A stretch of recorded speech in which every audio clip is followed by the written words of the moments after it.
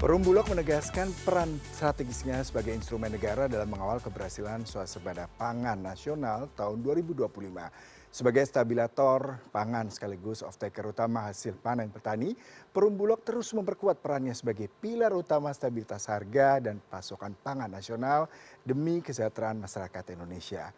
Untuk mengelaborasinya sudah bersama saya di studio Bapak Ahmad Rizal Ramdhani, Direktur Utama Perum Bulog. Selamat pagi Pak. Selamat pagi Mas. Terima kasih sudah hadir di CNN. Siap. Ini menarik sekali kita bicara mengenai swasembada. Betul Mas. Siap. Sudah lama tidak mendengar kata swasembada pangan. Oh betul sekali. Nah, Mas. baru-baru ini Pak Prabowo juga mencanangkan keberhasilan swasembada pangan 2025. Ya. Bagaimana Bulog dan Bapak pribadi menyikapi ini dan kedepannya seperti apa Pak Bulog menyiapkan swasembada ini? Terima kasih Mas. Kami pertama-tama mengucapkan terima kasih dan penghormatan setinggi-tingginya diberikan kesempatan untuk hadir di CNN nih Mas. Ya, Pak.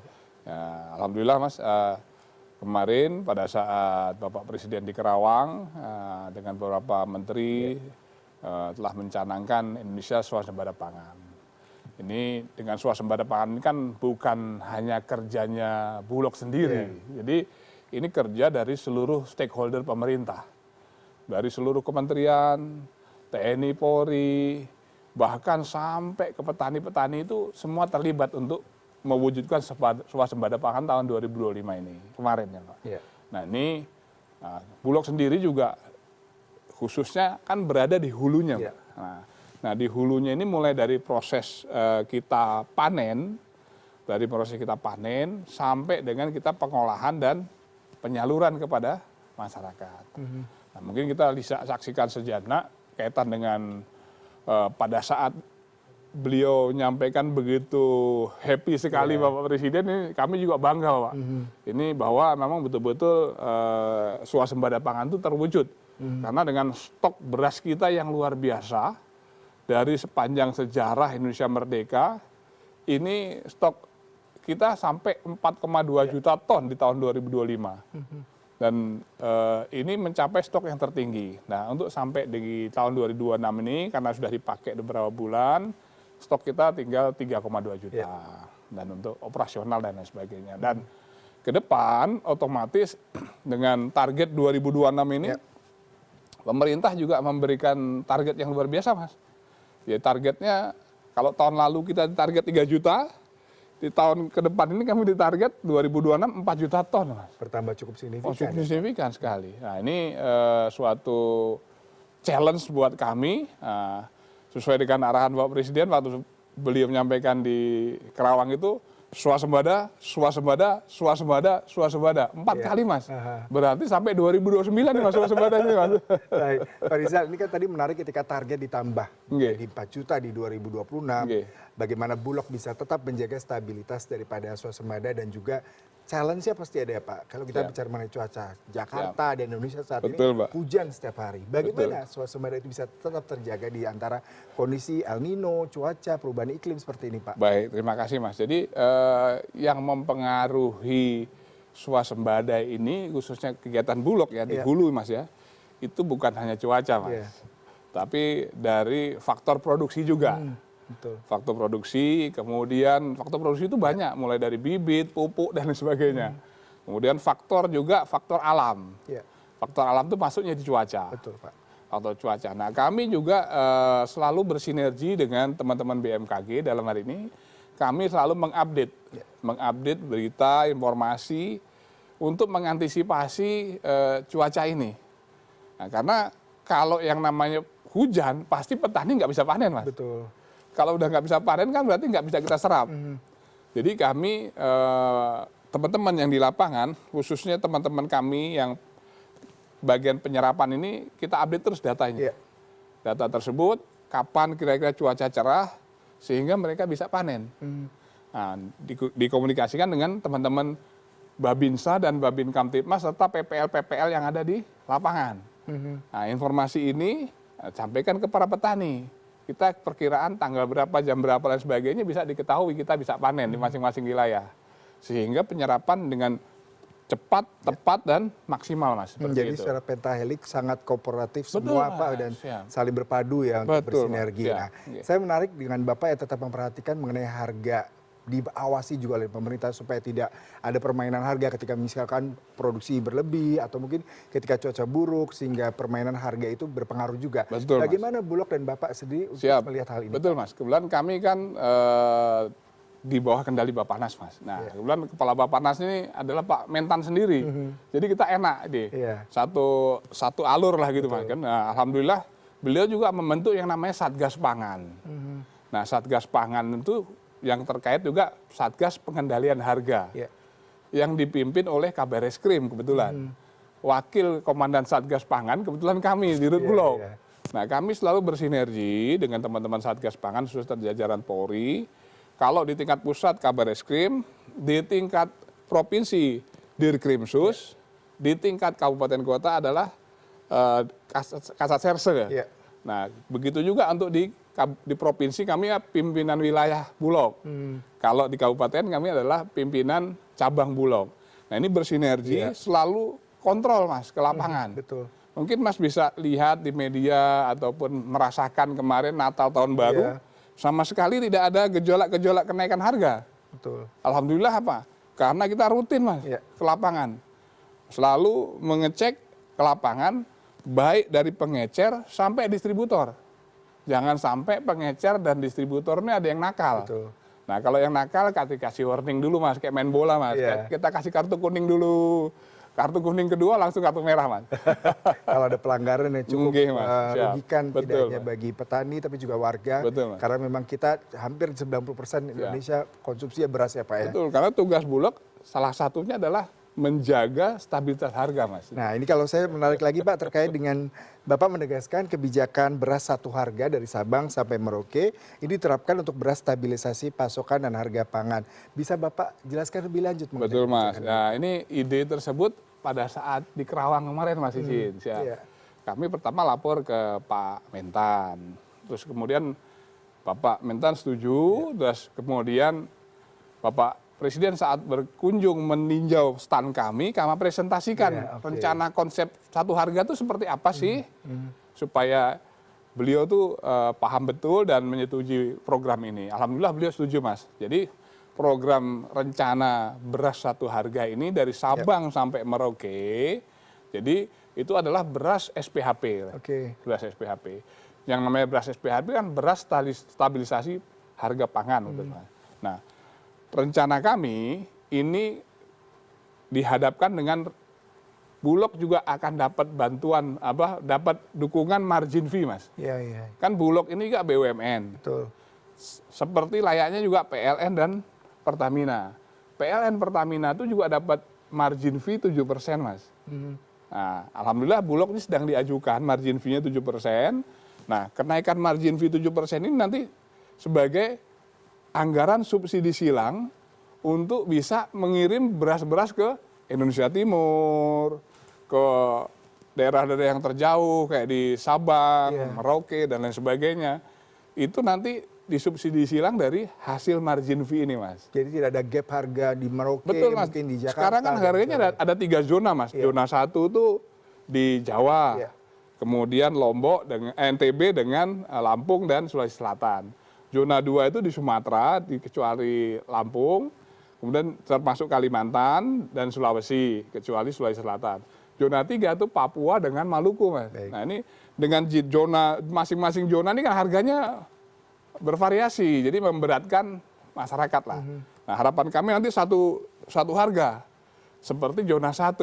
Zona 1 itu 12.500 harganya. Jadi nanti beras di SPHP di Sabang, sampai Merauke itu nanti 12.500 harganya Mas. Ini kapan Pak mulai akan diimplementasikan? Nah nanti kami setelah dapat margin fee disetujui, kucuran dananya turun, kami insya Allah secepat mungkin kami akan segera melanjutkan program ini atas seizin Bapak Menteri Pertanian selaku Kabappanas maupun dari Bapak Presiden. Jadi ketakutan harga yang di varietas tadi tidak menjadi kendala ke depannya ya Pak ya? Apalagi kita kan sudah swasembada pangan, harga beras harus murah dong. Nah kita bicara mengenai ini Pak, Bulog berencana mengekspor beras premium Pak hingga 1 juta ton di 2026 serta jagung setelah swasembada tercapai. Seperti apa ini Pak bentuknya? Betul Mas, kami bisa kasih gambaran ya. kebetulan di tahun 2025, bukan kebetulan, memang direncanakan 2005 swasembada pangan dan terbukti swasembada pangan. Swasembada pangan kami ini sekarang kan stoknya masih ada di bulan Desember kemarin 3,2 juta ton sampai bulan Januari ini. Betul. Nah, dihadapkan dengan nanti ke depan sampai Desember 2026 kami ditargetkan 4 juta ton serapannya, Mas.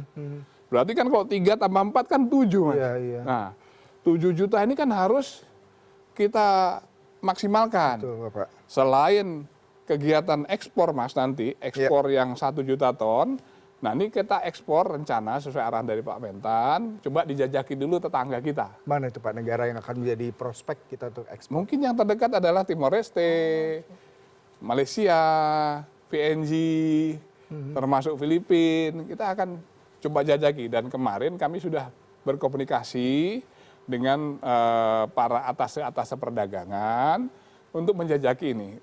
Nah, mereka juga sedang berkomunikasi dengan negara-negara yang bersangkutan untuk mencocokkan bagaimana prosedurnya, kemudian harganya berapa.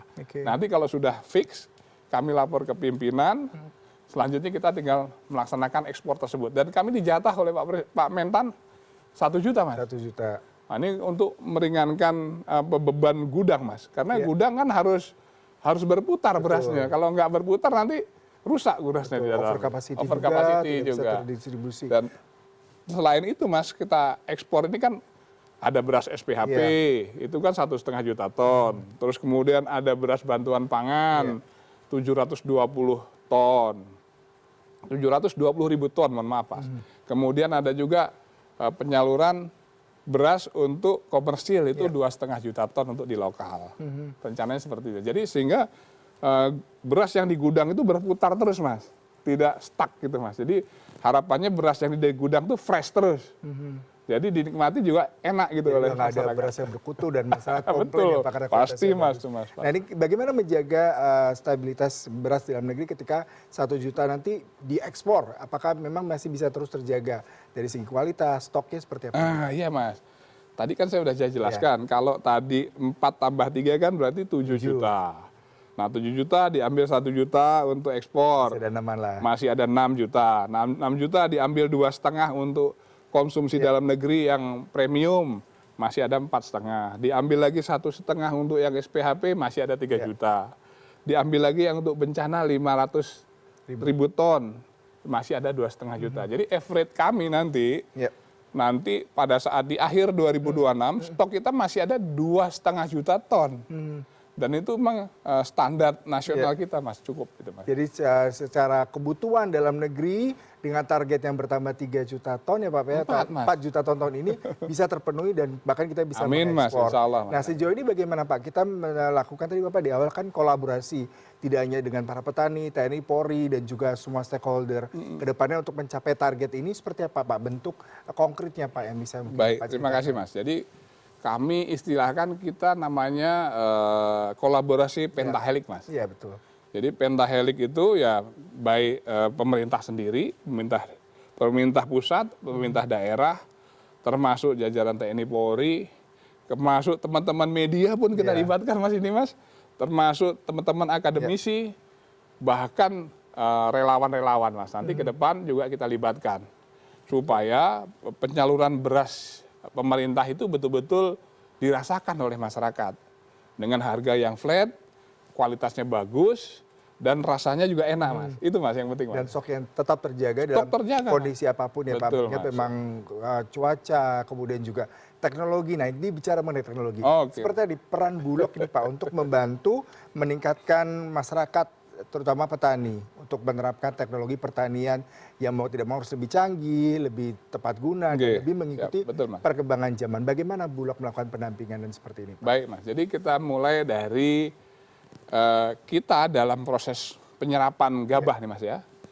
Kita di 2026 ini kita akan launching yang namanya penyerapan gabah secara digital. Jadi nanti teman-teman petani itu tidak uang cash. Karena uang cash ini kan rawan, Mas. Betul. Kan sekali panen petani punya 10 hektar, kan dapatnya udah ratusan juta. kan bahaya bawa uang cash gitu kan. Betul. Nah, termasuk juga anggota kami sendiri yang bawa uang ini kan bahaya kan. Betul, Bapak. Nah, jadi kita gunakan digital. Dan yang kedua tujuannya apa? Supaya dengan digital ini mengurangi korup, Mas. Betul. Ya saya juga bukan apa-apa, takutnya anak buah saya juga ada yang nakal gitu loh, Mas, kan. Tidak menutup kemungkinan, ini kan harus kita jaga. Kalau digital kan dia nggak bisa bohong. Begitu klik, angkanya langsung jelas sampai ke pusat. Kemudian pendataan juga lebih cepat. Itu contoh itu yang pertama. Yang kedua adalah penjualan beras SPHP, Mas. Untuk penjualan SPHP juga sudah pakai digital, Mas. Ada aplikasinya, mulai dari pesan beras SPHP oleh para pengecer sampai penjualannya. Termasuk juga penyaluran beras bantuan pangan. Juga digitalisasi. Termasuk juga bagaimana moving mulai dari baik itu kapal kargo sampai dengan truk-truk yang ke gudang-gudang itu sudah digital, Mas. Betul, Bapak. Jadi sehingga ini terkonek seluruhnya di comment center kami, Mas. Kami punya comment center. 24 hour itu bisa terkontrol. Dari mulai gudang, masuk pelabuhan, ataupun bahkan sampai dari sawah sampai ke gudang itu termonitor semua. Itu terkoneksi dengan pusat data kami yang ada di kantor Bulog. Ya, tadi saya juga sedikit membaca tentang teknologi cerdas iklim nih Pak ya, buat para petani juga harus bisa paham, kemudian juga penyuluh, peneliti, dunia bisnis, bahkan perguruan tinggi. Bagaimana peran Bulog mengingat memang ini iklim di Indonesia kan selalu menjadi kambing hitam nih kalau terjadi penurunan produksi, kemudian juga selalu disalahkan kalau Bulog tidak ada stoknya, padahal di satu sisi cuaca seperti itu. Bagaimana Pak? Betul sekali, Mas. Jadi kami alhamdulillah yang kami sampaikan di awal tadi juga sudah berkomunikasi dengan baik dengan teman-teman BMKG, dan kami juga menggunakan data-data informasi cuaca dari luar negeri juga ya, supaya kita cross check itu informasi data itu apakah betul-betul make sense atau tidak. Kemudian baru kita share ke seluruh jajaran yang ada di wilayah, baik di provinsi, kabupaten, kota, bahkan ke teman-teman PPL dan para babinsa supaya pada saat nanti menjelang panen itu tidak salah waktu atau timingnya gitu. Betul. Begitu nanti baru masukkan mesin komben atau hujan lagi, waduh, kan nggak bisa. Jadi kalau bisa pas lagi masuk komben terang terus sampai selesai panen. Nah ini target yang bertambah 4 juta ya Pak di tahun ini. Bagaimana bisa direalisasikan, mengingat memang kan tidak semua mungkin kondisi pertanian dalam laik untuk berproduksi, mungkin dengan kondisi minimnya lahan, pemahamannya masih kurang terkait literasi teknologi. Bagaimana Bulog bisa menjembatani ini semua Pak, sehingga target bisa tercapai Pak? Baik Mas, jadi kami khususnya Bulog kan posisinya di hulu Mas. Kalau di hilirnya adalah Kementerian Pertanian beserta yang jajaran. Nah dari hasil laporan Direktur Tanaman Pangan, jadi bahkan dari Menteri Pertanian diyakinkan pencapaian di 2026 ini luar biasa.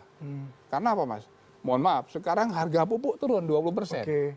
Otomatis kan jadi lebih murah.